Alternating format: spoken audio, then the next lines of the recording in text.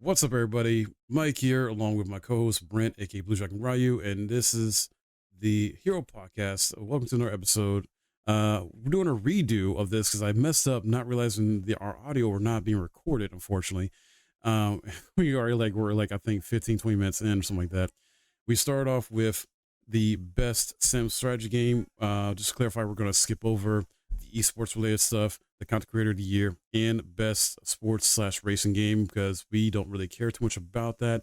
Nothing against the nominees, and I'm glad they got recognized, got recognition for those categories that are all nominated, but we are going to focus on the majority of the rest. Best sim strategy game. We're going to quite quickly go over this because Brent, I know you talked about this. You were giving your three tiers like bronze, silver, gold picks, which be with that being bronze. You said Lords, right? Yeah, bronze being Mandalore, Mm-hmm. silver being Half of the House goddess, Goddess, and Unicorn gold being Overlord. yep. Okay. And for those that don't know, Age of Mythology and Retold, a remake is in this nomination category. Frostpunk 2 as well, along with the games just mentioned. I have an issue with Mandalorian being nominated only because it's early access. It's not a full launch game. So, and I agree with Brent on like what objectively would win this is Unicorn Overlord. My personal pick is Path of the Goddess. I played it and really enjoyed it. I played Lords on Game Pass. I've not played the other games. So, but Lords is an early access game. I don't think it should be nominated because it's early access. It's not a full game. Because if we're going to do early access games, then why isn't maybe Hades 2 somewhere in here or another early access game that came out this year, somewhere, not necessarily strategy game, but, another category type of thing. But yeah, that's my gripe about that. Moving on though, let's go to uh, best multiplayer game. And we were talking about this. And for multiplayer game, it's Call of Duty Black Ops 6, Helldivers 2, Super Mario Party Jamboree, Tekken 8, Warhammer 40k, Space Marine 2. Space Marine 2 sold really well. It's like made this overall franchise more popular. It's the best selling Warhammer game, I think, to date. Tekken 8 has great online. We were talking about fun factor. You think Helldivers 2 or Super Mario Party Jamboree would take this based on fun factor, which I agree. Um, and did you try Black Ops 6 at all, like the full version of the game? Not yet. I got it downloaded though, 'cause I want to be able to try to get back into Black Ops, but Yeah. Okay. um, but as I was saying before, audio cut out or whatever. Being multiplayer games, I would say it comes down to the fun aspect of it. Yeah. Um, let me look at the nominees again. Okay. Like Tekken 8 is fun in a aspect, right? Like learning a Hmm. learning aspect. Yeah. So um I said before, all this is kind of is hard to And judge, yeah, and but you gotta think like this is a like non-public like jury, global jury or committee that chooses the winner for this. So it's like I don't know what they will go with personally, but we can just speculate. Um, if you feel like they're focused on fun factor, then yeah, I agree with you. Either Helldivers 2 or Super Mario Party Jamboree is multiplayer because Black Ops 6, I was playing it last night and I had fun. I had some good matches on yeah, multiplayer, that's what I'm whatnot. saying. Like a lot of people are like diehard Black Ops or diehard Call Hmm. of Duty fans. Yeah, I'm not one of them, but right. I can, as we played the beta before, I can hop into it and actually just enjoy myself. Yeah, I'm not a diehard fan like I used to be either. I don't, and like I used to be worse too, where I used to rage a lot, and I was part of a clan, and this and that. Did a lot. I dedicated a lot of time to it because I was part of the clan. We did the clan leagues and all that stuff. I don't care as much. I was having fun last night, winning and losing. Went on win streak, had some really good matches, and but the lag and server issues were really bugging me out. Um, when it came to multiplayer, and I mean, I know it. I know it's the luck of the draw when you get good teammates or not too. But that was my main issue with it. It still suffers from it's skill based matchmaking, which isn't really that big of an issue for me. It's more just the lag and server issues. Yeah. So So with that being said, let's see. Doing the whole bronze, silver, and gold thing, I would say going into bronze. Since everybody pretty much have access to this, if they have like Game Pass, I can put Call of Duty in bronze. That's what I was gonna say too. Black Ops 6 is bronze. Yeah, so and it's a toss up for silver and gold for Helldivers 2 and Mario Party So here, Jamboree. so hear me out on this. I feel like because of Helldivers 2, like it had a huge success for the first like 5 to 6 months, right? And then it died off. And I think because even though I would say it's a better multiplayer game than Black Ops 6, it's faced some heavy backlash. I think this is a silver, and then Super Mario Party Jamboree is the gold here. I Yeah. think, I think at least that's my perspective on it. I think Super Mario Party Jamboree could take this. This will probably win it because it's a fun time. From what I've seen, people stream it. They don't have any like online connectivity issues, and there's plenty of different like games, new and old, so in different modes. So yeah, I think this takes it. But go ahead. Sorry. I agree with you on that. Okay. Nice. All right. All right. And then moving on. Let's see here. Let's go to best adaptation. So best adaptation category recognizes outstanding creative work that faithfully and authentically adapts a video game to another entertainment medium, usually TV show, movie, things like that. We got Arcane, which just dropped the season 2 on Netflix recently. We got Fallout TV show that came out earlier this year, which was really great. I watched that. Knuckles, I did not watch it, but I watched Angry Joe's review of it and other reviews, and it's not super good. Like a Dragon Yakuza, didn't see that, but checked out reviews and other things about it, and unfortunately, they dropped the ball with that. Tomb Raider: The Legend of Lara Croft, didn't check that out. Haven't really heard anything about that actually. What about you? Have you seen any of these or heard about any of these? No, most of the time I'm mostly working, but I did have Yeah. high hopes for Like a Dragon. 'Cause like I said, I've been playing that game since Mm-hmm. 2000, 2005. When did the first Yakuza game come out? And I gotta look at it. 'Cause I actually rented that. Yeah. I used to own the first Yakuza game on I PS2. actually still got the second one in my game folder. Nice. Let's see. While you're doing that, I'll speak. So, like, what I've read and heard about from multiple sources is like Oh, they rush some stuff. Like, if I think it's like only 6 or so episodes, and they rush quite a bit, or they just like rush through like a lot of the story elements, unfortunately. And yeah, I would say since everything costs money right now, they're gonna have to rush it because everything mm, costs money, which sucks. 'Cause it's not like they how yeah, but you can't rush Yakuza storyline stuff though. Like the part of the reason why it works so well is they do such like the video games at least do a great job at like building up the characters, building up the suspense, the tension, and other things. yeah, I've like what with that, because you have a lot of freedom to do what you want to do in video games versus trying mhm, to do it within a TV show. yeah, I would say the TV show maybe be 30 minutes, 45 minutes or something like that. Um with the game, you pretty much free to express how you want to do things. Yeah. While this is trying to or try to adapt to the Hmm. video game, just like can't really do too much. Yeah. So that's why I I'm sort of like adaptation from video games to live action kind of fall mhm, flat. okay, gotcha. I would say with this category though, I think based on the popularity and success of Arcane season 1, I haven't seen season 2 yet, but it's like the most expensive like video game TV show or whatever TV show I think may date.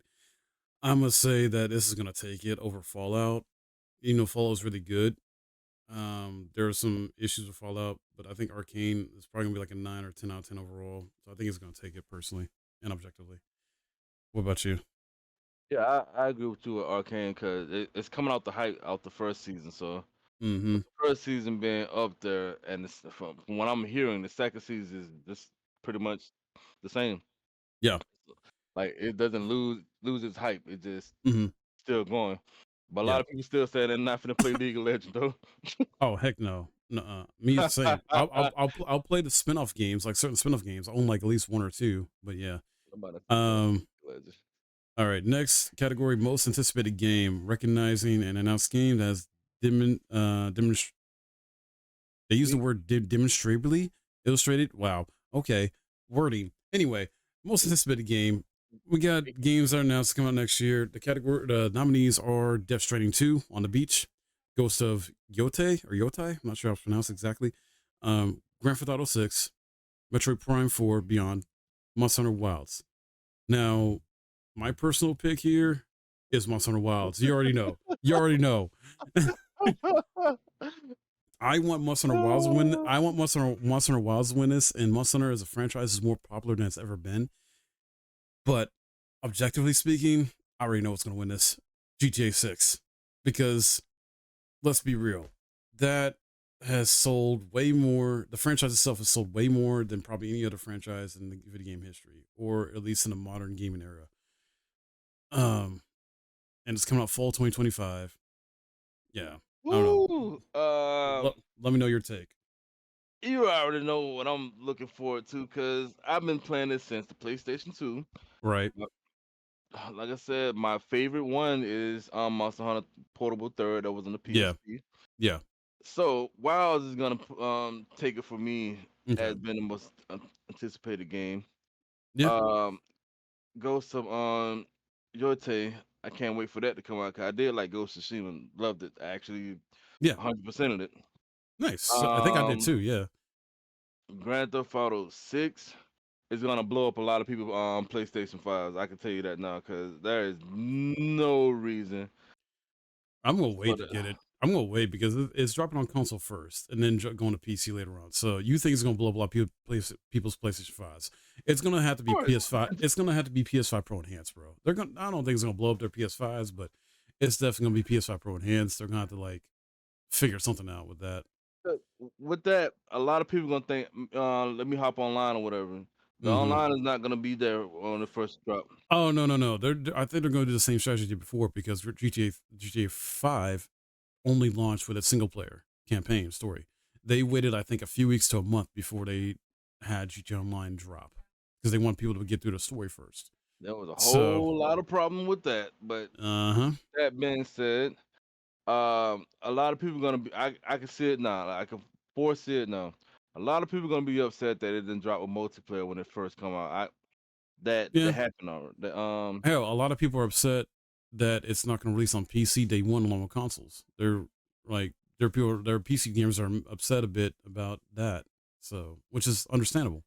Not gonna be upset with that. Reason being, it's console focused first. True. So that means they Mhm. have to go and redo kind of optimize every single thing for it to be on PC on everybody's PC. 'Cause everybody's PC is built differently. Yeah. So like versus everything being on a PlayStation 5 or Xbox Series X, S, whatever they want to call it. Yeah. So they have to optimize everything on the PC after it comes out on the PlayStation 5 or Yeah. so um let me go to Death Stranding. Death Stranding, Kojima already predicted the future, so whatever's going on in Death Stranding 2 is gonna be another futuristic thing. So I'm gonna keep I my eye don't on that. know. I don't know because he even admitted like he felt bad basically and he apologized. He predicted the future, I guess accidentally basically.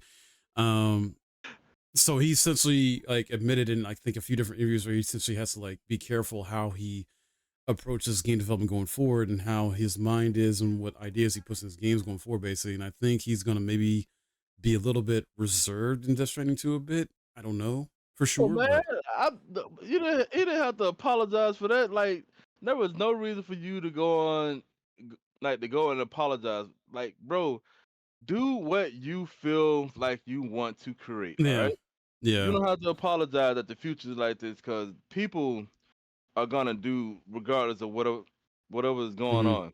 Yeah. So people have the information to just be like, you know what? Let's not go that route. Yeah. But they went that route anyway. Oh yeah. So like if Monster Hunter Wild predict the future, like, oh, we got to go outside and kill big monsters and everything, and Hmm. then whatever, we got to go outside and kill big monsters. We got to create giant axes or switch axes. Like, come on, man. Like Yeah. I wouldn't apologize for having a vision. So you just made the vision come true, and whatever happened within that vision that happened in real life is not his fault. No, it's just he was good at predicting, I Yeah. guess, in that regard. Um, any other Uh, thoughts about this category or the other nominees? Metroid Prime 4 Beyond. I wasn't really too big. I'm watching Metroid. What you Hmm. call it? They doing a speed run, but Metroid Prime 4. A lot of people pretty much hyped about that coming out. I'm Hmm. not one of them. I haven't played the Metroid Prime series, but I heard Same, great things about it. same. So my best friend loves the series. I had bought him. I think it was on the Wii that they had the collection on 1, 2, and 3. Yeah. So I bought him that for his birthday. Hmm. So he's gonna be hyped for that when it comes out. Yeah. Um, let's see, Monster Hunter. Everybody knows about Yeah. Monster. I'm gonna be Yeah. that. So, Ghost. So what's gonna win this? It's a toss up.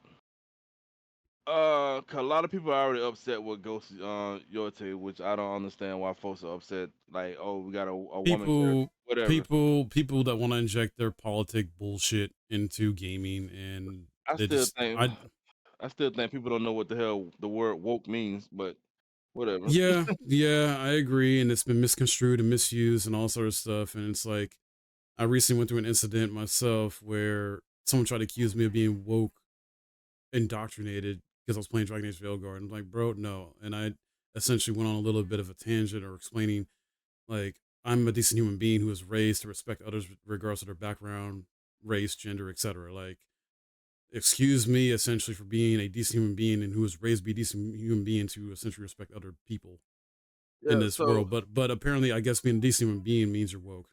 All Yeah. So my right.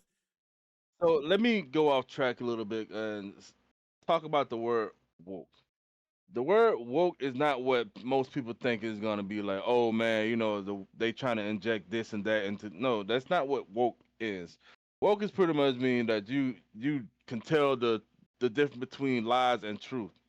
That's exactly what it was supposed to mean until Yeah. people start getting their hands on it and saying, "Oh, they putting like women in video games. Oh, they're woke." Like, no, that's not what that means Or at or all. L, or LGBT That, LGBTQ characters in games, or focusing too much on yeah, focusing too much on LGBTQ characters in games, or black characters or women in games, like, and that yeah, apparently that's being woke. It's been that, misconstrued to be that. yeah, that's not whatever the hell that is. What people are talking about, that is not woke. That is people just being stupid. Being I would stupid, yeah, being I would stupid, say ignorant, being stupid, ignorant, hateful, yeah. prejudice, all that, bigots. 'Cause I don't played a lot of video game that had women in it, had people of color in it, whatever. Like Yeah, I enjoyed those games and people and that's that been a thing for decades. yeah. So people that's going in there saying, "Oh, this game just trying to be woke and everything." Woke is not the word that y'all should be trying to use for anything like that. But that's for another conversation. So Yeah, we're, exactly. let's go to the next one. So oh my bad, I didn't even give you my top one. So Um, bronze, I would say, goes to your turn. And between 2 and 1 is going to be Monster Hunter Wilds and Grand Theft Auto 6. Yeah, yeah. Yeah, like either Monster Hunter Wilds or Grand Theft Auto 6. My personal pick's Wilds, but objectively, I think GTA 6 is getting it. Yeah, I think so too. Um, all right, now moving on to Best Family Game. We got Astrobot, Princess Peach Showtime, Super Mario Party Jamboree, The Legend of Zelda Echoes of Wisdom, and The Plucky Squire. I know about these games, haven't played any of them yet, but from what I pay attention to as far as video game news and industry stuff like that, I think either, objectively speaking, I think Astrobot takes this from Nintendo. Oh, the And if Wisdom is not a family game. What the fuck? wait, what? The Echoes of Wisdom is not a family game just because it looks so cutesy and whatever. No, it's not a family game. What the hell? Who um, who did this? Who put this up here? No, what? No, The I, global committee of jurors for the Game Awards did. that's dumb as So hell. No, I don't know what to tell you, man, but that's what I'm seeing. But I yeah, I think from a personal and objective standpoint, I think Astrobot takes this. But what do you think? once again, it's up between Astrobot. Because the thing is, kids can actually play Astrobot. Yeah. So, Mario Party Jamboree is pretty much a family thing. Like you can actually play it within like the confines of your house and whatever. Um, I think Pocket Square is pretty much, is it one or two players? I'm not sure, but it's like it goes between 2D, 3D, and all that stuff. So they, hmm like I said, the Pocket Square is not it's not family. It's not a family. I don't know much about it. I just know it's kind of like it's sort of like kind of got its own cult following, or maybe has become like an indie darling in a sense. Where I know it's an indie game, and I know there's people who enjoy it, but I don't think it's as popular as these other games. It's like I said, it's not a family game to hmm me. Right. Like the game looks good, hmm but I would say this. Okay, between these nominees and whatever, Echo of Wisdom is not a family game. Yeah. Princess Peach Showtime, not a family game. hmm The Flicker Square, not a family game. hmm Now, when it comes to family, that means like, hey, you can hand your controller over to your 4 or 5 year old, cousin, niece, nephew, whatever, and they enjoy it. Yeah. Um, I don't think Echo Wisdom can be something like that because it Yeah. takes a little bit of strategy to do whatever you need to do. hmm Plucky Square is pretty much the same thing, Yeah. and Princess Peach Showtime is pretty much, it's like Mario, but it has a bit of element to it. As in, Princess Peach had to change out costumes or whatever to whatever. Oh, okay, okay. That's the gimmick. Yeah, so it's not it's not a family game. You have to have somebody with a semi-developed brain to be able to, understand what's going on.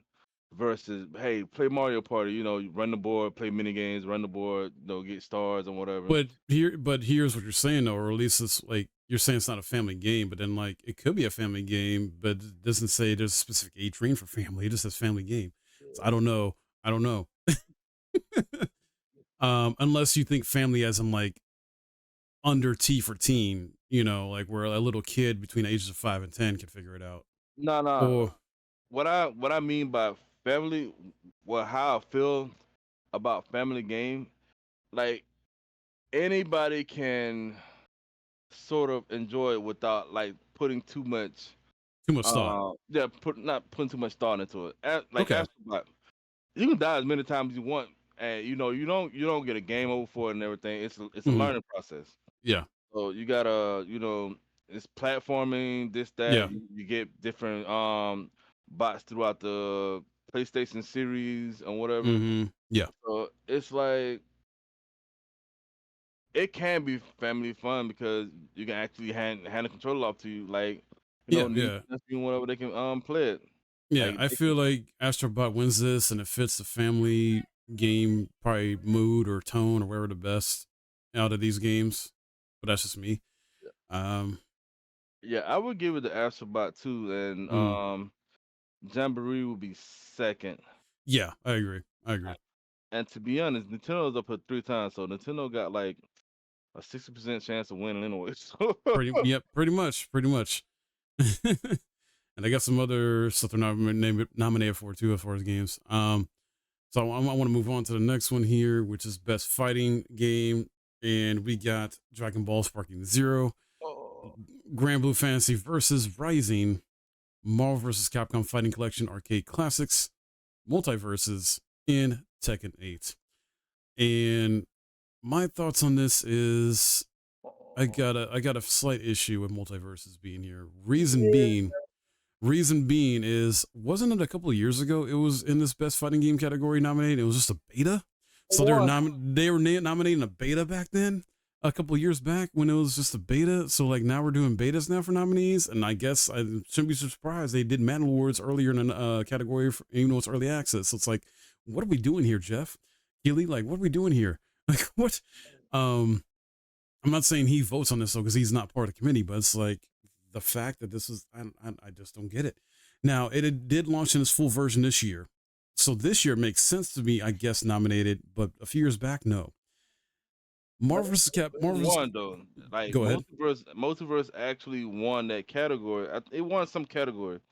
It did, didn't it? It did. I think it did was win best fighting game that year. It was nominated. To be honest, I give it to it because like it was You give a it's beta of a fun. game though. Yeah, That's but it's a beta though. That's weird. I mean, shit, Fortnite was a beta and it still wants some stuff too. Like Fortnite no changed over the years, and a lot of people say Wait. How long Fortnite been around? What, 2016, 2017? Fortnite been around for a minute. 'Cause I was playing. I still got a video. I was playing base Fortnite on PlayStation 4, by the way. And I'm just like, Mm, yo, like the stuff you can do on there now. 'Cause I was playing a mm. role like Ninja Turtle games on Fortnite, and I'm just like, I didn't know you could be able to do something like this on that. They So, just added an Israel mode. They just yeah. added that. So, All right, we're getting off track though a bit. all right. Um, so Oh, this is tough. now my other kind of issue is not a big issue, but slight one is Marvel's Capcom Fighting Collection, only because this is a bunch of 20-year-old games, right, that are coming back, essentially remastered versions in a collection. I'm glad it's getting nominated. I don't think it probably should win, even though I love Marvel vs. Capcom. I think Tekken 8 should get this. As much as Dragon Age Sparking Zero is a continuation of the Budokai Tenkaichi series, and it sold a lot of copies and very popular, I think overall the best fighting game experience you'll get is Tekken 8. With it Okay. being, go ahead. Um, out of I'm gonna exclude multiverses, but out Okay, of the four games going to Marvel's Capcom Fighting Collection, I'm glad that it's out now because we same. have got new blood coming in here actually Oh yeah, learning about games that we passionately loved way back in yeah, the day. yeah. So people now can enjoy Marvel vs. Capcom 2, Marvel vs. Capcom, um, like all the versus series that Yeah. we loved back in the day. Now we got new blood. It's like, yeah, why do y'all like these games so bad? So there you Mm-hmm. go. Yeah. Um, Sparking Zero. Even though I haven't went online yet, I enjoy it for what it is. The same. Cause like we haven't gotten a true success or successor to like the Budokai Tenkaichi series in a long time. And Yeah, dude. I'm not gonna include Ultimate Tenkaichi because that game was ass. But I do like the game for what it is with the whole Yeah. so many defense mechanisms, Mm-hmm. with the different clashes that you can do, Yeah. the visuals is all that. Um, but I would say some of the music hits, Mm-hmm. but you can't beat the classics though. So if you do have a PC, whatever, like mod it, get put some classic music, if you can actually enjoy the game like normal. Yeah. Yeah. But I would say like going to Grand Blue Fantasy versus Rising.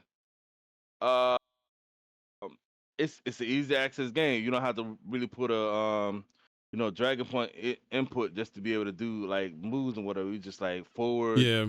forward triangle, down triangle, whatever. Yeah. So anybody can actually get into it and be able to play the game. It's colorful. You got all Mm-hmm. these cutesy characters here and there and whatever. Yeah. So you can learn as you go. When new people start playing the game, they could just, hey, I like this character. Let me choose this Yeah. character. Whatever. It's a different anime fighting game than Dragon Ball, and it's just not as popular. And even though it's a better version of Grand Blue Fantasy Versus, like it's the next version of that, Yeah. and they fix a lot of stuff that was wrong in the previous version. I just feel like it's very niche. So this and multiverses, I think, got the least two popular choices. And And what? yeah, Oh no. Continue. I thought you was done. uh, I just think that and Multiverse are least popular choices.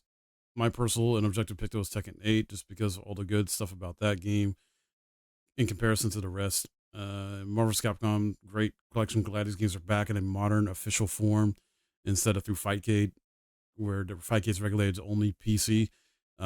This is available on Switch, PS4, PC, and I think the Xbox as well. I think they got that sorted out. So I'm glad it's back, but I don't think 20-year-old games should win this. I don't know that. I don't know Yeah. if you feel. It all depends because you can make a 20-year-old game feel brand new if you add new stuff on it, like rollback, different Which polish this does have. stuff. They has rollback. Yeah, so with that, you can always have a new game feel completely new when throw a You new you you just said a code new on it. game feel completely new. I think you meant old I game. mean, old game. My bad. When old game feel completely new if you throw some True. new coat of paint on it or whatever. Well, and if we're gonna go with that logic, then it's between Dragon Ball, Marvel's MVC collection, and Tekken 8. I Out still of think Tekken 8 might win that. yeah, that's fair. Best RPG.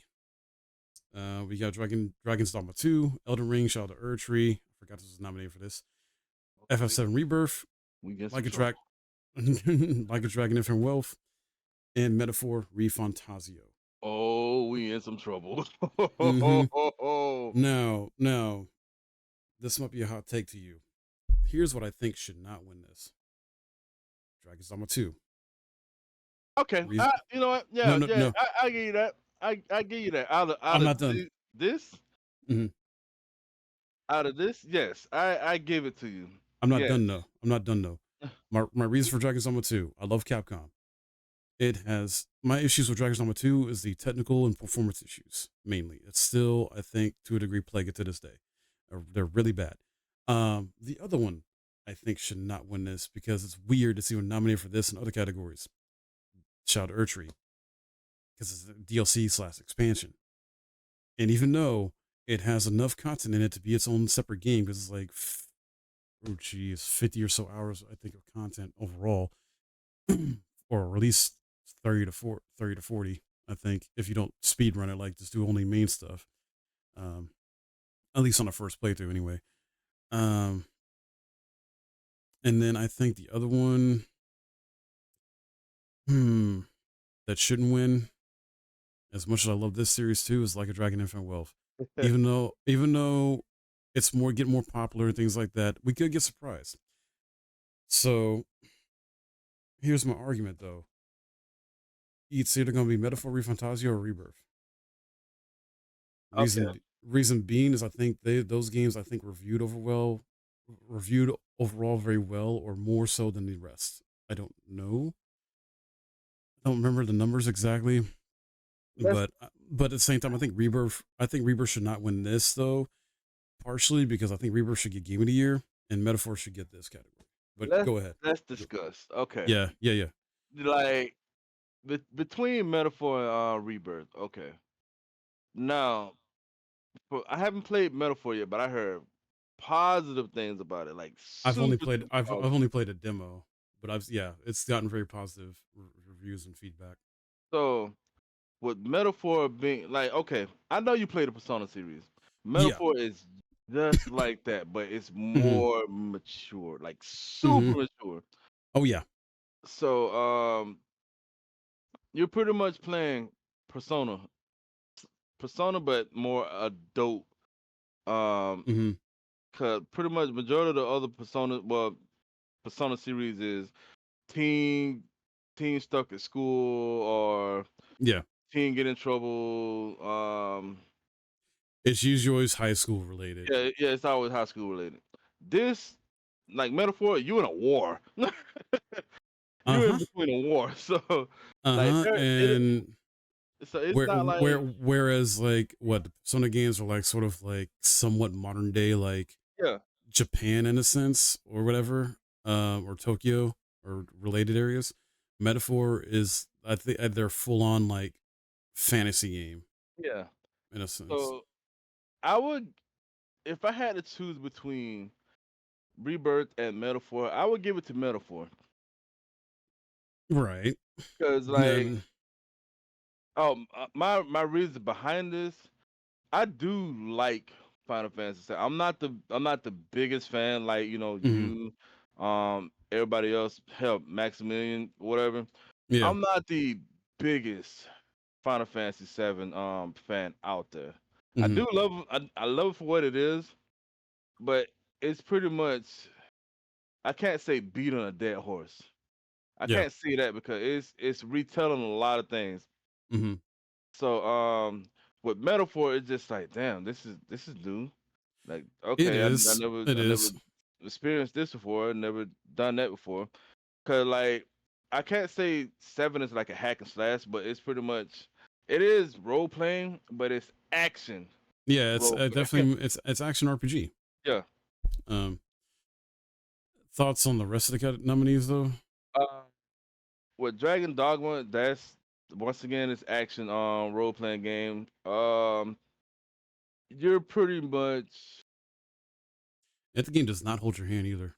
it does not like once you get done with the prologue or whatever, it tells you pretty much gonna do whatever, but it's Mhm. consequences to that. Yeah. Um, I like it though for that. It's like Elden Ring where it doesn't hold your hand either really. Um, I would say a bit more than Elden Ring though. I think it's more non-hand holding than Elden Ring. And I can tell you, go ahead. I can tell you when you start Elden Ring and you get out that cave, your ass is grass. Oh yeah. Oh yeah. So Mhm.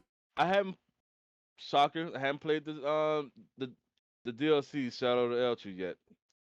I You haven't got played it it. though? You got it? Nah, I haven't gotten it yet. 'Cause like I Gotcha. said, I got a backlog on top of back. Like I know you do. man. So I want to play. Like I think what I'm gonna do next year when I do get my time off, I want to go ahead and try to get down to some of my Backlog. stuff. Yeah. Yeah. So that's gonna be Do it, one man. thing. That's gonna be one thing I Um, want to do. Let's go to Like a Dragon, Infinite World. okay. Okay, with that, like I said, big fan of the series, and I'm Yeah. glad a lot of people are getting into it. Like a Dragon or Yakuza. Mm, It was kind of like I can't say a sleeper hit, but it was kind of yeah. like everybody had to see what the game was for. Yeah. So when they did Like a Dragon Kiwami, right? Yeah. Nah, I can't say Kiwami. They did Zero first, then Kiwami.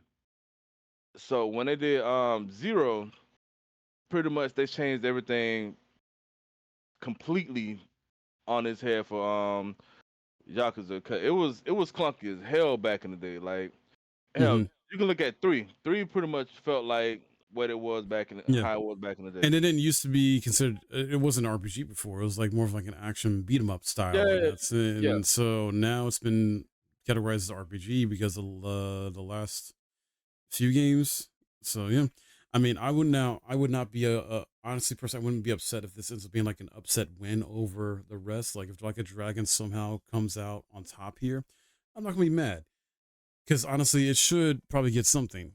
And I'll be and surprised. I'll be surprised. Yeah, I'll be surprised. But yeah, Metaphor I think is going to Rebirth. I think is going to get Game of the Year. Metaphor will probably get something else.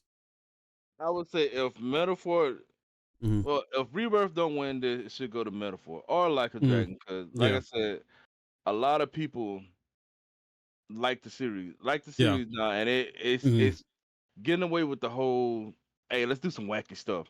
I yeah, like that. yeah, So, they actually they're letting the main character get from the serious tone of, ah man, it was how many what 300 million yen or something like that to let's go have fun. Let's go do whatever. Like yeah. still we can still beat up some people and whatever, but let's just do whatever. Exactly. So I get between those two. Okay. Well, those three. Okay. Yeah, this is Rebirth. All right. Moving on to Best Action slash Adventure Game. We got Astrobot, Prince of Persia: Lost Crown, which I played and had a lot of fun with. Silent Hill 2, the remake, and Star Wars Outlaws, which I played, and that's a fine game. It's not I wouldn't say it's super great. It's okay. The Legend of Zelda: Echoes of Wisdom. Um, from what I objected, well, from what I personally want to win this, even though I haven't played it yet, but I've seen playthrough of it. I've watched Maximilian do play this and really enjoyed watching his playthrough. Silent Hill 2 remake, even though it's a horror game, horror games are technically still considered to be action adventure games. So even though it's kind of weird to think about, I think Silent Hill 2 should take this. On a personal level, objectively speaking, um, Mm, action adventure here. Not Star Wars, not Astrobot. Um, either the Zelda game or Silent Hill 2. Yeah, I'm looking at those two as well. I really give it between Zelda Mhm. and cause this is actually Zelda's Yeah, biggest title for herself. right. And the only reason I don't say Prince of Persia, Lost Crown, as well as Star Wars Outlaws, is Ubisoft. Ubisoft itself as a company keeps being in trouble. Like they keep making some bad decisions as a company and just keep getting on the bad side of a lot of people. And not only that, Star Wars Outlaws and Prince of Persia: The Lost Crown did not sell very well overall, or at least to their expectations. And unfortunately, the dev team behind Prince of Persia: The Lost Crown, I think, got closed down, shut down, whatever. Like Ubisoft shut them down. I'm like, wow, what the hell? They even came out with DLC for the game and stuff too. I was like, what the? So very disappointing, very upsetting when it comes to that. Like I hate when people lose their jobs like that because the game doesn't do well. Yeah. Um, so I think for the simple fact that Ubisoft is just not everyone's favorite company, they keep making bad decisions. I think I don't know if you heard about the strike that's going on in France and other places because they want to force workers back in the office, even though the workers have been fine working remotely and getting stuff done. So To be honest, I hope the workers win, cause bro, nobody don't want to be in the office, man. Like no, if you can work from home, work from home. Like man, nobody like you don't really hmm want nobody breathing down your neck all the time, man. That's stressful as it is. yeah. If you can, if And you can, it's been proven that people get more stuff done from home when they work a job from home. yeah, It's cause they're in the element. Like yeah, why would you take them out of the element for you could just start breathing down somebody's neck? Nobody don't want that. yeah. So but moving on from that, yeah, I think it's Silent Hill 2 or Zelda. Zelda. So yeah, I would say in between those two. Okay. So we're in agreement on that. Cool. I would say yeah, between those two, I personally want Silent Hill 2 to take it. And then moving on to best action game. Just looking at that. we Oh got no. we got Black yeah. We got Black Myth Wukong, Black Ops 6, Helldivers 2, Stellar Blade, Warhammer 40k, Space Marine 2. Now here's my issue with this. I see two. Yeah, I see a few issues. Mm. Action game. Now, I know action can include not just like melee combat, but also shooters and stuff like that. I I don't think Black Ops 6 should win this. I don't think Helldivers 2 should win this. Um, out of all these, this should either go to Black Myth Wukong or Stellar Blade.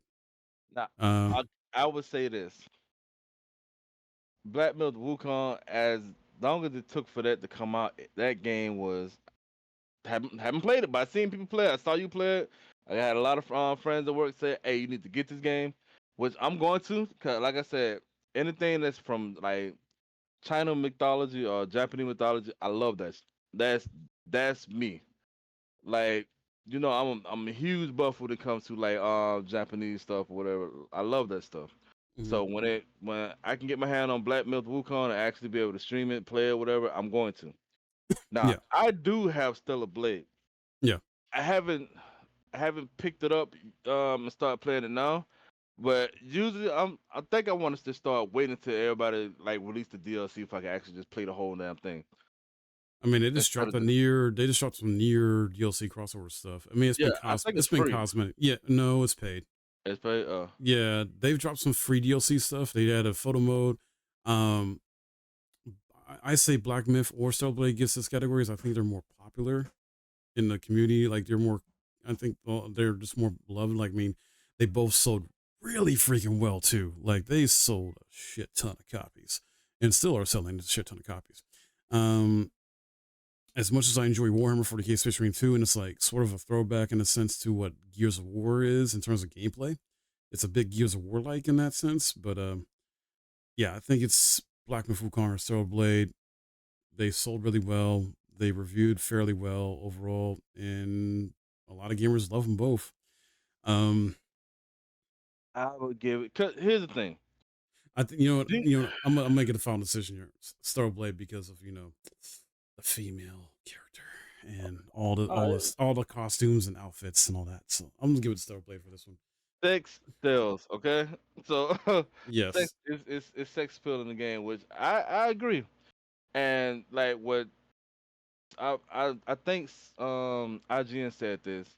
They were just like the creator didn't know what a female looks like and whatever, and Mm-hmm. the character is based off this dude's wife. Yep. Looks fucking gorgeous, and I'm just like, bro, IGN, do y'all not know like what the hell y'all are talking about? Because she looks fucking good. Yeah. So if any one of these games win, Black Myth Wukong or Stellar Blade, it's a win for us too. Yeah.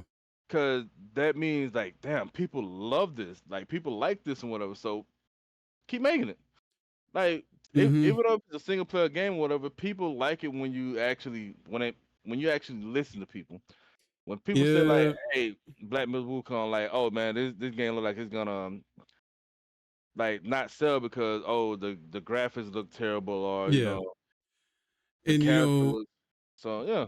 and something to kind of go back to what we mentioned, I don't like to talk about this too much really at all. And I've actually had to make a new rule when it comes to my streams. I'll talk about this stuff, but it's funny how those same, let's just say, haters on the internet want to talk about games that have a female lead or this and that. But then you got the Stellar Blade, which is sold really good and popular because of what you said earlier, sex sells, a sexy female character and things like that.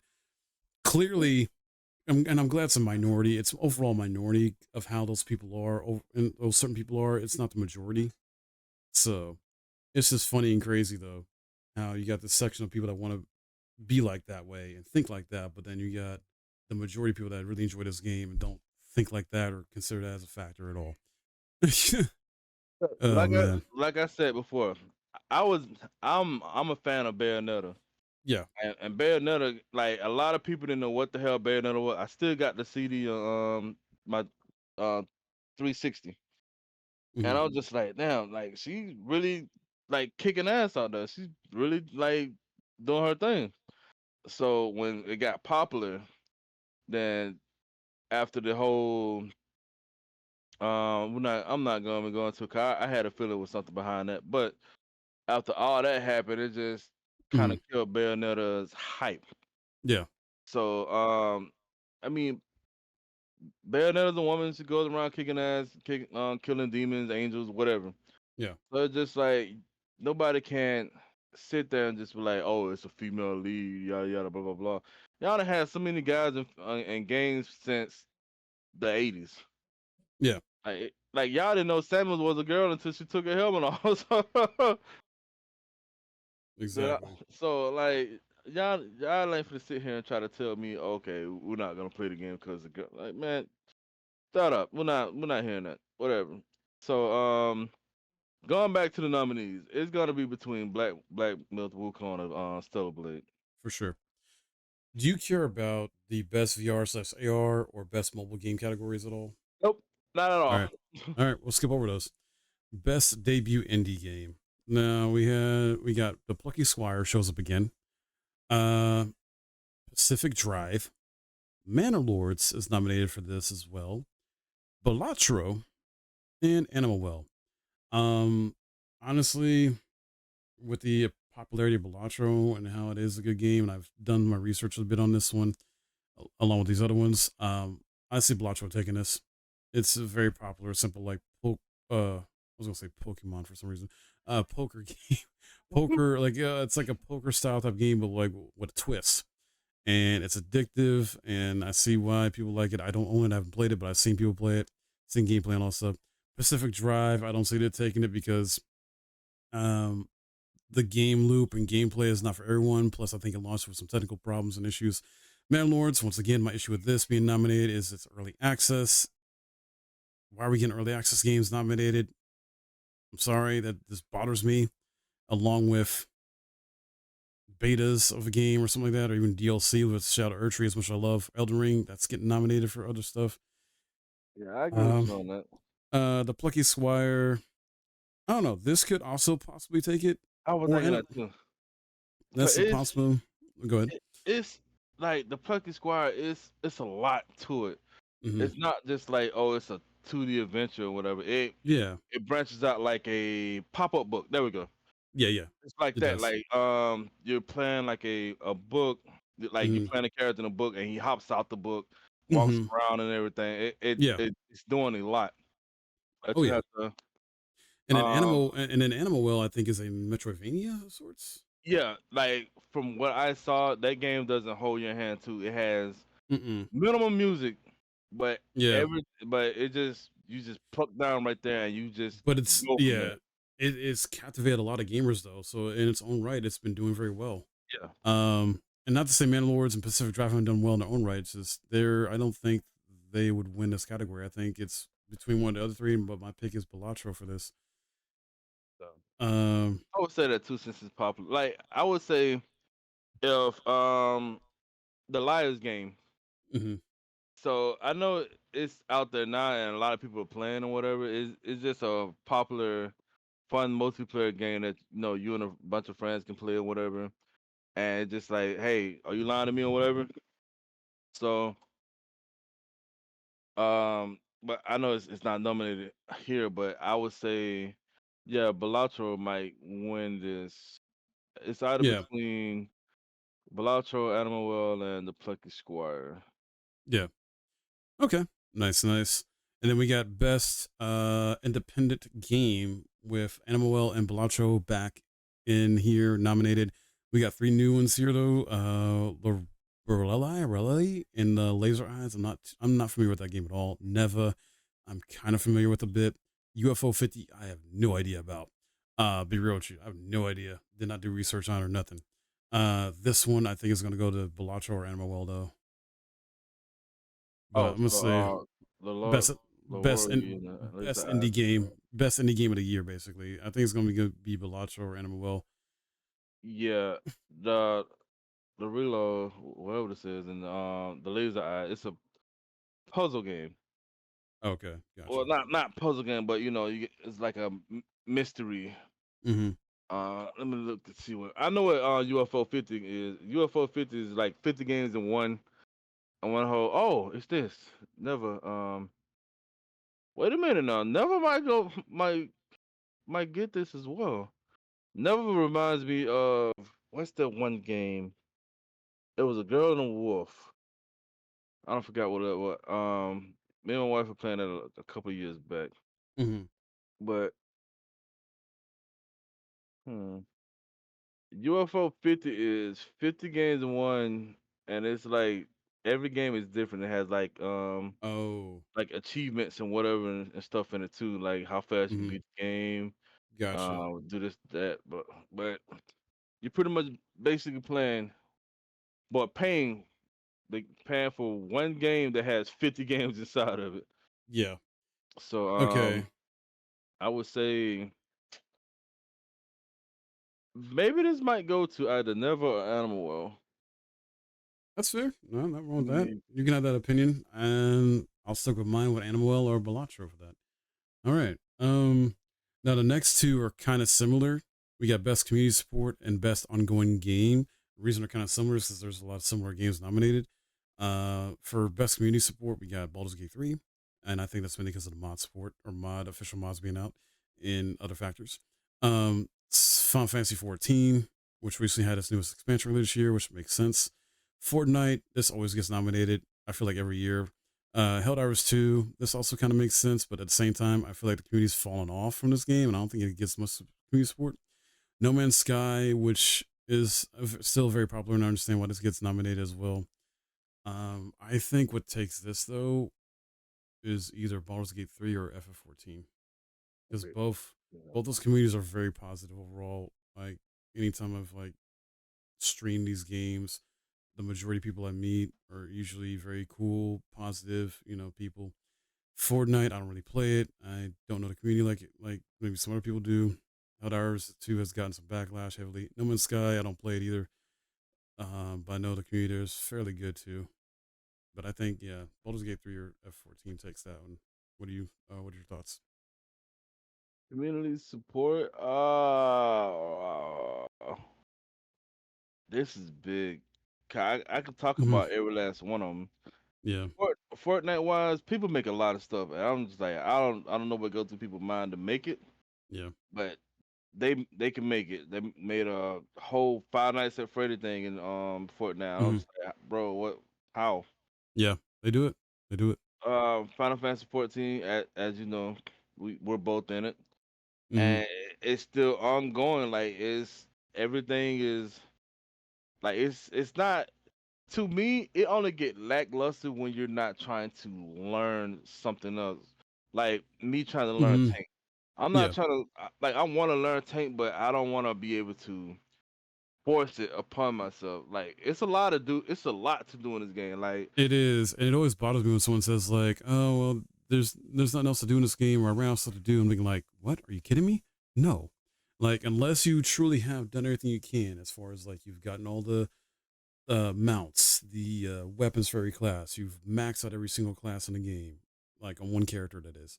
Um, you got a house and fucking in decorate. You got all the decorations for your house and this and that. Like you've done all the side quests. yeah, good fucking luck doing that, cause some of the mounts you can't really get anymore. Like some of the mounts Exactly. are tied to ultimate. Like, bro, I'm not Hmm. Some mounts and some gears tied to limited time events that only show up exactly. every now that either don't show up anymore or every now and then. So yeah, I don't know. I just yeah, there's I'm always some. I feel like it's worth the subscription you pay every month because yeah. there's always something to do and there's always new players that join you can play with and meet new friends, things like that, and help them out. I said I'm not gonna do that. But Yeah. congratulations to whoever doing it, or Hmm. sorry for whoever doing it, cause it's one YouTuber or Twitch person I follow called Cider Spider. He's Yeah. trying to get all the achievements. Oof. Yeah. Nah. Yeah, I'm good on good that. I'm good good. luck to him trying to do that, but Hmm. I'm not doing that. Yeah. Helldivers 2. As you know, it had it was pretty much a roller coaster. It had a high, Yeah. then it had a low, Yeah. then it had another high, then it had another Hmm. low. So Hmm. the whole thing about them had to link their people Yeah. had to link their PlayStation. That's what killed the momentum of Helldivers. And that wasn't even the dev's fault. That was Sony. I know that's what killed the momentum of it. 'Cause if Sony would have never did that, Helldivers is probably Well, still been in this high.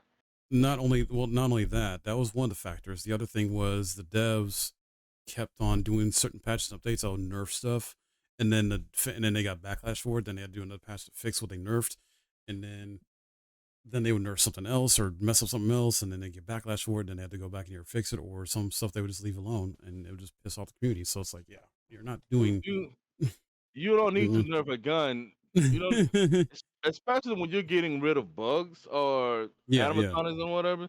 yeah, There's no reason for you to nerf that gun. Like nerf anything. Make something powerful. yeah. Like if you're going to do something Hmm.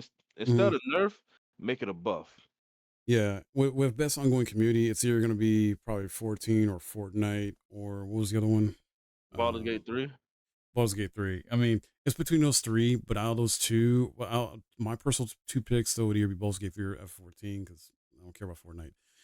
And then best ongoing game, you kind of got a similar thing going on. You got Helldivers 2, Fortnite, F14, but you got Destiny 2 and Diablo 4 in here. I don't think Destiny 2 and Diablo 4 are going to get that. It's going to be 14 or Fortnite again. I would say uh, 14 because yeah, 14 ain't going nowhere for a minute, bro. yeah, it's not. I'm sorry. Yeah, Destiny 2, uh, its story is all over the place. and the devs have messed up there too with Yeah.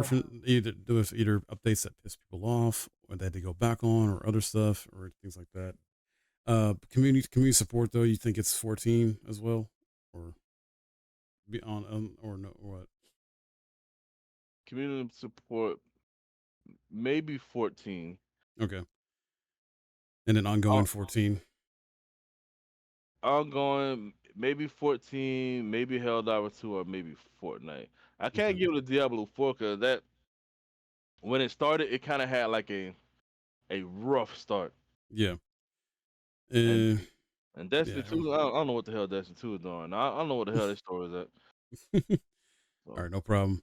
Then games for impact is the next category we're going to do. This has some games I'm not too familiar with. At least one or two. Closer to distance. I don't know what that's about. Indica. Don't know what that's about. Never. We kind of discussed a bit before. Life is Strange Double Exposure, which is a remake of the first game, I believe. Sinuous Saga Hellblade 2, which I tried to play earlier this year, but had technical issues with the game, couldn't play it. And then Tales of Kinzara Zao. I think objectively and personally, even though I haven't played this one, I think this should go to Tales of Kinzara Zao. what's that Um, saying? Either like tell us Kanzara or never. yeah, I think those games are really exceptional games for what they are, and you know, luckily there was some hate towards Tales of Kinzara because you had people being racist and prejudiced, whatnot towards the devs, things like that. But overall, people enjoyed it. The majority liked it, and I've seen gameplay of it. Haven't played it yet. I want to someday. It's a good Metrovania, and I think it, yeah, for impact, had a very positive impact overall. I'd say, yeah, Tales of Cell. When the dude was talking passionate about it, he was saying this game was made, because his dad and whatever. Exactly. And somebody took that the whole entire run with, and that kind of rubbed my that kind of got under my skin because I was just like, bro, he's actually doing this with passion. Yeah, Like and people, he's and not yeah, really, he don't really care if it doesn't make money or anything. He just want people to enjoy it. exactly. And people want to misconstrue and take what he said Yeah, about making this game for his dad and his passion and try to flip it on him, and they did. I saw some of the stuff online. It's ridiculous, man, what people will do. bro, he literally just said what why he was making this game, and folks like, oh no, he's doing it. Like, bro, if y'all don't, okay, I'm gonna give this to Tales of Kanzara. Hmm. Like, at this point, Setsuna Saga Hellblade 2, I get that they're trying to mess with your senses and whatever. Cool, that's fine. But we already had games that does that before. Yeah. Um, Never is pretty much it's an action game with a good storytelling to it. Hmm. Well, I'm no platform, whatever, but it got good story to it. Yeah. Yeah. But I give it to Tails. Okay. Next category we got here is innovation and accessibility. I don't know how important this is to you, but the nominees are Black Ops 6, Diablo 4, Dragon Age Veilguard, Prince of Persia: Lost Crown, and Star Wars Outlaws. Um, I've played all these games actually. um, I don't remember too much of the accessibility options of Prince of Persia. Veilguard is a no because I got my review I'm be working on here, and the accessibility options in that, no, disappointing. Um, Diablo 4 has really good accessibility options, I would say. Black Ops 6, same thing. Really good accessibility options. Prince of Persia, Lost Crown has some fairly decent ones, but you don't really need a ton because the way it is Metrovania, you don't really need a lot for that. Star Wars Outlaws also has really good ones. So I think, in terms of accessibility, I think it might go to, because you also have what I would say Outlaws gets this mainly because Ubisoft does this thing where they have a voice narrator, and I think that's good for those that are blind and can only hear. Whereas I don't think these other games have that. So I think possibly, objectively speaking, this goes to Star Wars Outlaws mainly because of that. You can have the option of a voice narrator for the menus, stuff like that, and this helps out for people with disabilities. Yeah, that sounds good. What do you think? Um, I haven't really played any other game besides Diablo, but that Mhm. Vessel of Hatred, that's probably the DLC stuff. So That is, yeah, I haven't really played all of it like that. So I don't really have a say in this. that's fine. No worries. We can go to the next one. Best performance when it comes to like a voice actor or actress in a video game. Do you want to go over that? The best performance. Oh, Because we got Brianna White from Final Fantasy VII Rebirth. We got Hannah Tell from Life is Strange Double Exposure. you know what? Just give it to Brianna. That's what I was gonna say. Yeah, yeah, yeah. Yeah, give it to Brianna. That's yeah, yeah, She played Aerith, right? Yep, give it to yeah, Brianna. yeah, yeah, yeah. That's my thoughts too. Just go with Brianna. I Um, mean, these other voice actor. Well, we got one voice actor guy, and then the rest are actresses. They all do a great job in their roles, respectively. But yeah, Brianna, my vote. I'm not gonna lie. I heard like Silent Hill 2. Damn it, what's his name? Damn Hmm. it. Um, who the main protagonist? What's his name? What is his name? The main protagonist. Silent Hill 2, James. James. Okay, yeah, I know it was at the tip of my tongue. He does a good damn job in the he actually Hmm. portrays like when Jane is actually feeling something or whatever. Yeah. But I haven't played. And I saw you play Star Wars Outlaw or whatever. I heard her do her thing in there. Melina, when she was Sassoon or whatever, I heard her do her thing. Hannah, you pretty much doing the exact same thing what you was doing when Life is Strange first came out. Hmm. But Brianna, when she like her voice as everything, whatever, like in certain parts of it, it got to me. Like the when she was singing, I think that was her when she was singing. I don't know if it was her when she was singing or whatever, but Yeah. just her talking as Aerith made me think that's fucking Aerith, like for real. Same. Same. Yeah. Like she does a fantastic job. I love her as Aerith, dude. Great. Freaking great. And she'll still, based on how Rebirth ended. It's Well, kind of confusing. Is is I God damn it! I just wanna say I like she'll let's just say, I mean, without really talking spoilers, let's just say she'll be back as yeah, Aerith in a she'll be there. sense. Yeah, she'll still be there. That's what I want to go with. She'll still be there because how Um, things are going. Like even in the original game, Aerith was mhm. still there. Technically, yes. Yeah, so yeah, she'll still be there. So And with she'll still, how things are going, it's just like mhm, yeah, yeah. she gotta still be there. All right. Moving on to best audio design, we got Astro Bot, Black Ops 6, FF7 Rebirth, Cinema Saga, Hellblade 2, Silent Hill 2. Um, Now, Cinema Saga Hellblade, like the first game I played, loved it. Had really good audio overall with how it messaged you, like with the voices and like that. And it's essentially a mental health game in that aspect, or that's the point of it. It's like you're playing a character who's schizophrenic and got these voices in her head, basically. And the first game did really good on audio. Second game I tried to play but couldn't fully get into or beat because technical problems and issues. Um, I don't think it had as good as audio. Silent Hill 2 though, audio Yeah, fantastic. yeah. Silent Hill Like, if 2, you put on some headphones or whatever and listen to yeah. like ambulance, Mhm. like you can hear everything that going on, like the mist or the Mhm. fog and whatever, like just Yeah. anything that goes on around you. You probably just looking around your house just to see like, hey, is Mhm. something near me or whatever. Yeah, so Yeah. I'll give it to And that. yeah, I think Silent Hill 2 is going to take this. Rebirth could take this as well too, but I think Silent Hill 2 gets this. All right, and then best score in music. This is tough. Best score in music. We got Astrobot. Well, Astrobot I don't think should get this. Rebirth again nominated. Metaphor Refantasio, Silent Hill 2, Stellar Blade. Now the music in Silent Hill 2 is good. Man, Stellar Blade also just had some new music drop in the game, I think for free or whatever, or might be part of paid DLC, but the music with Rebirth, Metaphor, and Stellar Blade. That- Mm, That's why I'm doing it like this, bro, because this is yeah, a hard one. Like I'll but give it to Astrobot. Astrobot. Now I'm not giving it to him, but I'm saying I give it to Astrobot because it has a cutesy, fun yeah, like thing that keeps you. family, kid friendly Yeah, vibes and whatnot. it keeps you Mm, going. Silent Hill 2, as exactly what we said on the last one. Um, the music plays well with the ambience, with the environment. Like it's not gonna have no blaring rock music playing when you're walking around mm, a fucking city that's covered in fog or whatever. It's not gonna do that. It's gonna have something yeah, like dark undertone that just like yeah, yeah, this is like yeah, I gotta make sure there ain't nobody around me.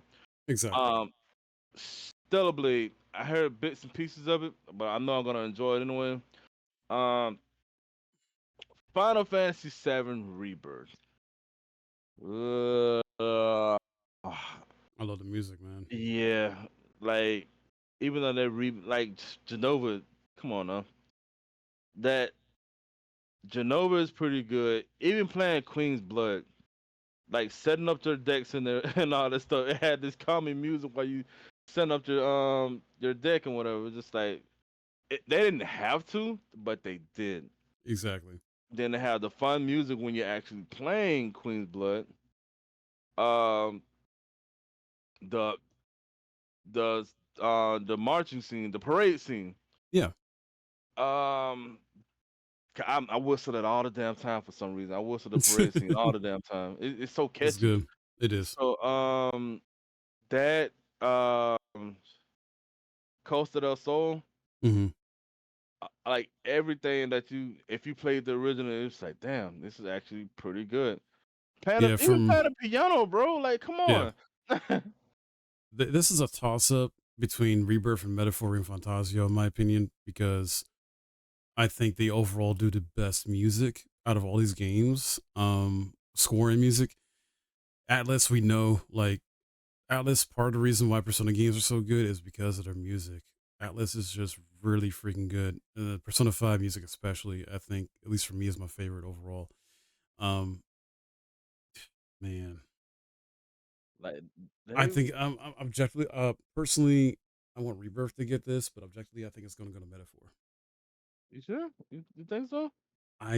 That's my speculation, that's my prediction, that's my guess. Objectively, it's going to go to Metaphor, even though I love Rebirth. What's yours? Okay. Um.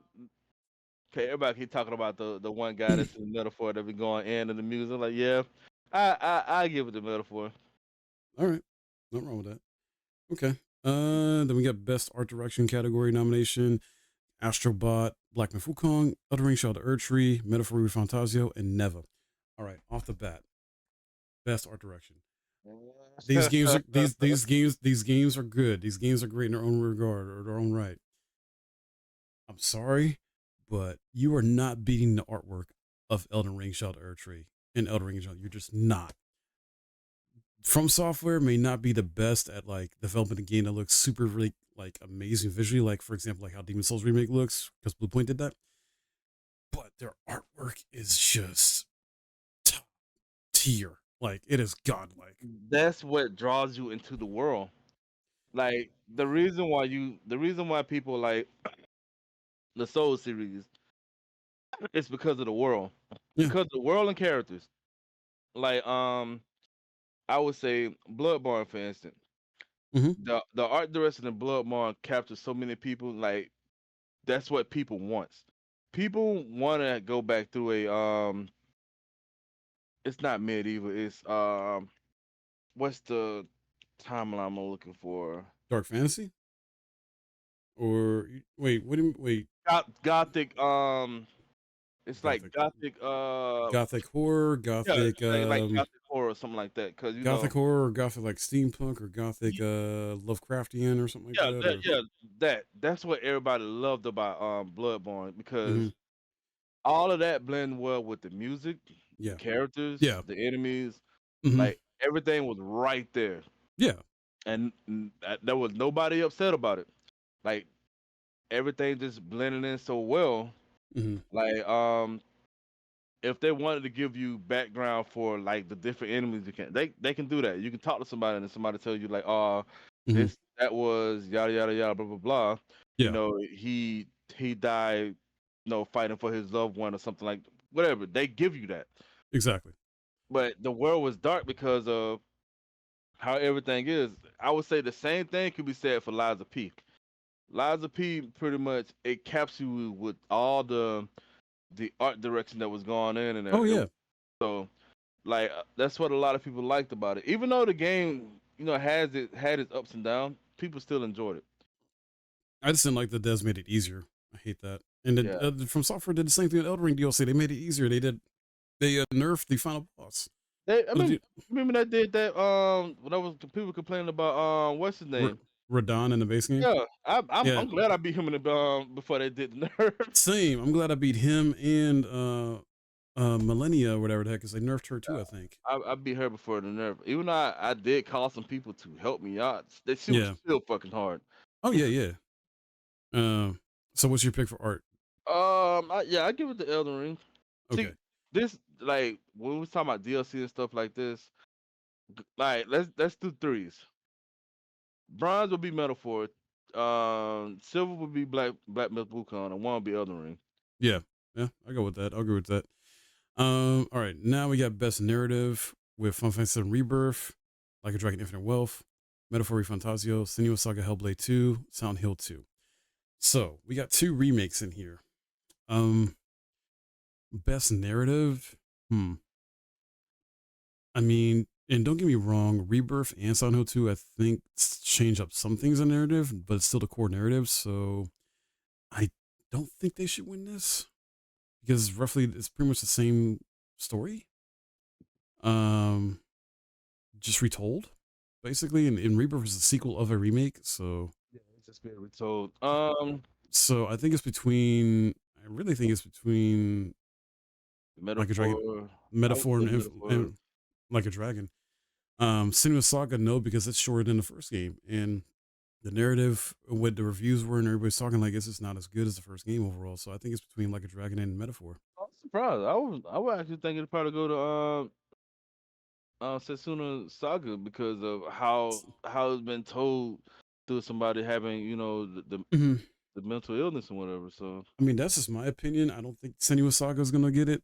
I think it's Like a Dragon, Infinite Wealth, Metaphor, Refantasio, and if Infinite Dragon, well, if Like a Dragon, Infinite Wealth doesn't get RPG of the year, maybe you should get this. Maybe you should get possibly this. it's between. Here's the thing: no matter what, if Like a Dragon, Infinite Wealth, or Metaphor wins, Sega wins.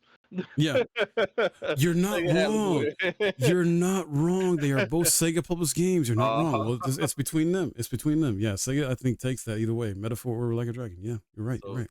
so if any one of those wins, Sega and Atlas win, Mm, and we win because they gonna mm, put more and more into whatever game they're coming out with. So yeah, exactly. Okay. it'll make a difference. Uh, now here's a something that may or may not make a difference here. The next two categories, which are the last two, is Best Game Direction and Game of the Year. And all of the games nominated are in the same two categories. Astrobot, Balatro, Black Myth Wukong, Elden Ring, Shadow of Erdtree, Final Fantasy Rebirth, and Metaphor Refantasio. Your thoughts? We go. Literally, all six games are in these two last categories. This What, is crazy. what was that? The second to last category again? Best Game Direction. Best game direction. I'm trying to look for it real quick. Give me a second. You're good. Best. It's Game. Best Game Direction and Game of the Year, and all these six games are in both. That's art direction. Impact. Action game. Family game. Narrative. Now, once again, I have a gripe with Elden Ring Shadow of Erdtree DLC expansion being nominated here. I don't think it should. Now, artwork, that's fine. I get the artwork category. I think it should get. But for Game of the Year or Game Direction, with it being DLC, no. I would say Game Direction.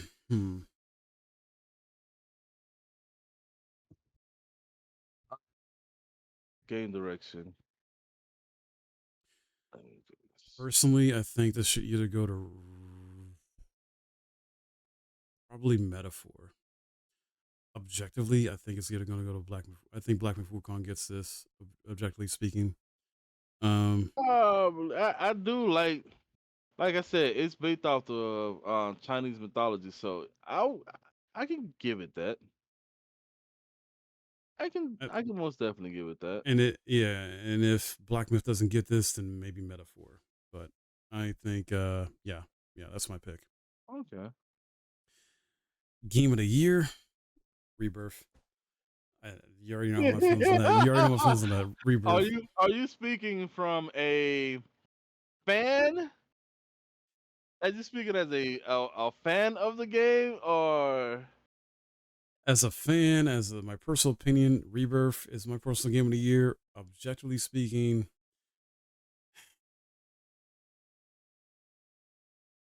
I want Rebirth to get it objectively as well too. But objectively, oh man, this is tough. So here's my thing, Mike. I can see Rebirth winning, Yeah. but it'll be a complete upset if Bellator won. It'd be a I complete upset. mean, I mean, look at last year. We had Baldur's Gate 3 out of nowhere. Everybody thought Zelda was going to win. Breath of the Tears of the Kingdom. They thought Zelda was for sure win. Game of the year. Nope. Baldur's Gate 3 Uh, took it. no, Baldur's Gate 3 took it. I can see Baldur's Gate winning that one. Now, going back to this, I'm looking at Metaphor and Black Myth Wukong. Okay. So, I would say the upsets will be Black Myth Wukong and For each category, or you just talking about Game of the Year? nah, the Game of the Year. Okay. Like, 'cause some people are like, oh yeah, Elden Ring might win or whatever. Okay, cool. Or somebody gonna say, oh yeah, Final Fantasy VII Rebirth gonna win. Yeah. But if these games that's not those get from behind the back victories, it's gonna be a huge upset and it's gonna be a big stink on Twitter. So um I don't think Metaphor is gonna win. I can already see Metaphor not winning. Yeah, As- I don't think Metaphor is going to get this. I think it's going to get like one of the other few categories it's nominated for. yeah, Astrobot winning something. I don't know. Astrobot, not Game of the Year, but I think best family game. Yeah, Astrobot is best family game. Black Myth Wukong. A lot of people played it, but once again, a lot of people look at it as another Souls-like game. Here's my thing too. Now Astrobot could take this. It was funny as hell. So let me go back to my objective reasoning instead of me just saying nah because my personal feelings, whatever. Objectively speaking, the best reviewed games of the year out of these games is Astrobot and Rebirth. Like I said before, if Astrobot come out, if Astrobot win Game of the Year, it gonna be a lot of pissed off people. And I'm gonna sit there and laugh my ass off because I will be mad personally. I won't be. Because going off to at least statistics and objective perspective, like I said, this has been the best reviewed game aside from Rebirth. So from those objective stats, I can see it winning. I would not be upset if it does. I still want Rebirth to win it though, objectively and personally, because it's the best, if not one of the best reviewed games of the year still. So, yeah. Yeah, I agree. I mean, no matter who wins this, people are gonna be upset. like I said before, there is no pleasing anybody. Nope. So I'm cool with anything winning. Yeah. Because either whatever wins, people are gonna enjoy it either way. So it doesn't matter to me. So, but what's your pick? It's between Black Myth Wukong and Final Fantasy VII. Personal or objective? Oh, and shit. Nah, Metaphor's not gonna win that. Like, I would say the fun aspect of it, to be honest. But so your personal pick is either Wukong or Rebirth, but Yeah. objectively, what like? I would What do you- say, all in all, I would say Rebirth. Okay, Reason gotcha. me saying that, everybody when they announced Final Fantasy VII is gonna do Mhm. a remake or whatever, Yeah, everybody was hyped. yeah, I mean, when they announced Wukong coming out, everybody was like, "Hey, this looks pretty good." So yeah. yeah. I agree. All right, cool. Yeah, but it's still just crazy though. The Game Awards, Jeff Keighley and them, they changed the rules, updated the rules and policies where now they're essentially including more of like remasters, remakes, DLC expansions as being nominated for any category. And so they changed rules up and there's people upset about that. And I don't know if you had any other choice words about the Game Awards or anything, but No, they did uh that last minute, which they shouldn't have did that to yeah. begin with. They should have just did a whole nother category. But Yeah, I think they should just do if there's a decent amount of expansions, DLC that released this year within the year, which there were technically, Shout Tree, Dawn Trail, Destiny 2 had its own expansion, and there's been other ones as well. I just can't think of them right now, but yeah, I think it should just have its own category at that point. yeah, So that's it from us, though, guys. Hope you enjoyed this and enjoyed our thoughts and opinions on predictions. So we'll have to wait and see. We'll be checking out the Game Awards. I'll be doing my best to check it out live when it happens because I might be moving early next month to a house and have to get settled into that. So yeah. Um, Brent, any other thoughts, man? Just keep your eye on the Game Awards and whatever, and Yeah. um, And the announcements I'm looking forward to. I don't know, I oh, have to probably about that. yeah, I might do a separate video on that, or maybe we'll do a separate podcast episode on that or something like that. Hey, we might About hear some new stuff that I can't say new stuff, but we might hear mm, some remakes and stuff coming out. yeah, Hopefully, Capcom got something for us. yeah, that's fair. So yeah, we might do a separate podcast episode, or I might just do my own individual separate video. What I predict might be announced as far as like new trailers, things like that. We'll see, we'll see. But thank you guys for watching. And if you want to go above and beyond, support the channel, you can easily just subscribe to YouTube, follow me on Twitch, follow me on Twitter, social media, stuff like that. There's Discord as well. There's also YouTube memberships. There's Twitch subs. There is direct support through PayPal if you want to go above and beyond to do a donation /tip that way. And yeah, we'll see you next time in the next episode. Thank you.